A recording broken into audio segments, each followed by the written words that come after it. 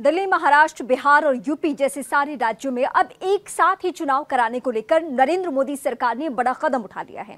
Modi cabinet ने बुधवार को एक राष्ट्र एक चुनाव प्रस्ताव को मंजूरी दे दी। सूत्रों के मुताबिक संसद के आगामी शीतकालीन सत्र में वन नेशन वन इलेक्शन का बिल पेश किया जा सकता है। ये बड़ी खबर है। इसके साथ ही कई सवाल अब सामने आते हैं। आइए वन नेशन वन इलेक्शन से जुड़े सवालों का जवाब इस वक्त हम जानते हैं। पहला सवाल यह है कि क्या पहले लोकसभा और विधानसभा चुनाव साथ हो चुके हैं? जवाब है साल 1951 से 1967 के बीच लोकसभा और सभी राज्यों के विधानसभाओं के चुनाव एक साथ हुए थे। 1951-52 में आम चुनाव और राज्य विधानसभा के चुनाव एक साथ हुए थे। इसके बाद 1957, 1962 और 1967 लोकसभा और राज्यसभा विधानसभा चुनाव एक साथ हुए। इसके बाद की प्रक्रिया के बारे में भी हम आपको बताएंगे। विधानसभा समय से पहले ही भंग कर दी गई थी। वर्ष 1970 में लोकसभा भी भंग कर दी गई। इसकी वजह से एक देश एक चुनाव की परंपरा में ब्रेक आ गया। अब अगला सवाल यह है कि वन नेशन वन इलेक्शन व्यवस्था लागू करने के क्या फायदे हैं? जवाब इसका है लोकसभा और विधानसभा चुनाव एक साथ होने से चुनाव पर होने वाला खर्च कम किया जा सकेगा। मतदान केंद्रों पर ईवीएम के इंतजाम, इसकी सुरक्षा और चुनाव के लिए कर्मचारियों की तैनाती की कवायद बार बार नहीं करनी पड़ेगी। इससे चुनावी प्रक्रिया में आम लोगों की भागीदारी बढ़ाने में भी सहूलियत होने जा रही है। इससे वोट फीसद में इजाफा होगा क्योंकि वोटर एक साथ दोनों स्तर के चुनाव में वोट डाल सकेंगे।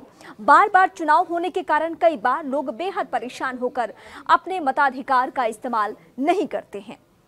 चुनाव आयोग की ओर से जो कदम उठाए जा रहे हैं हम बताते हैं। बार बार आदर्श आचार संहिता लागू होने के कारण विकास कार्य भी प्रभावित होते हैं। अब अगला सवाल है वन नेशन वन इलेक्शन के विचार के विरोध के पीछे के कारण है क्या? जवाब इसका है एक साथ विधानसभा और लोकसभा चुनाव होने से वोटिंग पैटर्न प्रभावित हो सकता है। लोकसभा और विधानसभा के चुनाव अलग अलग मुद्दों पर लड़े जाते हैं। विपक्ष को आशंका है कि दोनों चुनाव एक साथ होने की स्थिति वोटर एक ही पैटर्न पर वोट डाल सकता है, एक तरीके से उसका मूड रहेगा। वहीं राष्ट्रीय मुद्दे के प्रभाव में आकर राज्य के लिए भी इसी तरह वोट कर सकता है। इससे राष्ट्रीय पार्टियों को फायदा, क्षेत्रीय पार्टियों को नुकसान हो सकता है।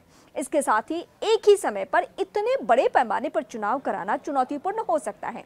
ज्यादा सरकारी मशीनरी की जरूरत होगी। इस व्यवस्था को लागू करने के लिए संविधान के कुछ अनुच्छेदों में भी संशोधन करने होंगे।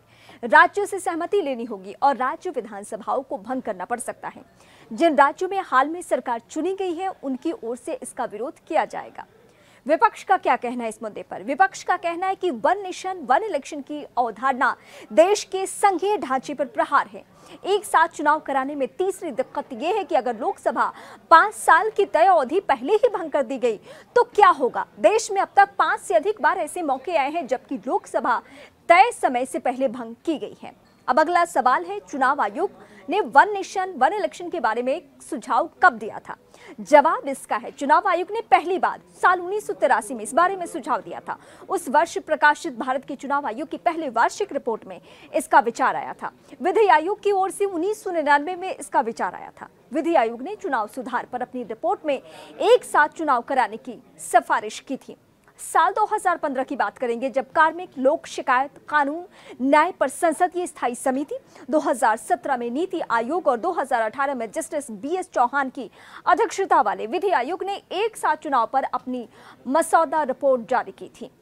इस दिशा के आगे बढ़ते हुए अब सरकार ने पूर्व राष्ट्रपति रामनाथ कोविंद की अध्यक्षता में समिति का गठन किया और उसके बाद ये प्रक्रिया आगे बढ़ी। सवाल अगला यह है कि दुनिया के किन देशों में इस समय एक साथ चुनाव होते हैं?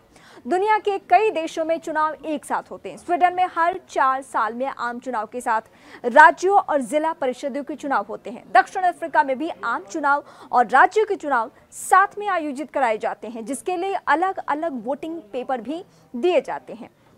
Brazil, Philippines, Bolivia, Colombia, Costa Rica, Guatemala, Guyana और होंडुरास जैसे देशों में राष्ट्रपति प्रणाली के तहत राष्ट्रपति और विधायी चुनाव एक साथ होते हैं। यूनियन कैबिनेट में माननीय प्रधानमंत्री श्री नरेंद्र मोदी जी ने एनडीए की सरकार ने वन नेशन वन इलेक्शन में जो हाई लेवल कमेटी की रिकमेंडेशंस थी उसको एक्सेप्ट किया है। High level committee recommendations on one nation one election on simultaneous elections that those recommendations have been accepted today by the Union Cabinet. And as you are aware, 1951 से 1967 तक election simultaneously होते थे. उसके बाद में 1999 में लॉ कमीशन ने अपनी 170th रिपोर्ट में रिकमेंड किया था कि one election to Lok Sabha and all legislative assemblies in 5 years होना चाहिए, जिससे कि देश में डेवलपमेंट चलता रहे. जो बहुत सारा खर्चा होता है इलेक्शंस के कारण वो ना हो. बहुत सारा लॉ एंड ऑर्डर और क्रिमिनल जस्टिस सिस्टम जो बाधित हो जाता है, because policeman are totally deployed in maintaining the election law and order, वो सब जो बड़ा एक मिशन, बहुत बड़ा एक डिसरप्शन रहता है वो ना हो.